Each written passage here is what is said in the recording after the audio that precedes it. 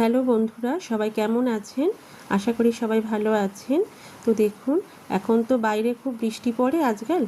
তো এখন বর্ষার সিজন, তো বাজারে খুব ভালো কাঁকড়াও পাওয়া যাচ্ছিল। তা আমি আজকে দুটো কাঁকড়া কিনে নিয়ে এসেছিলাম। ওই দুটো ছিল সমুদ্রের কাঁকড়া। তো প্রথমে কাঁকড়াগুলোকে ভালো করে কেটে নিয়ে তাতে একটু নুন হলুদ মাখিয়ে রেখেছিলাম।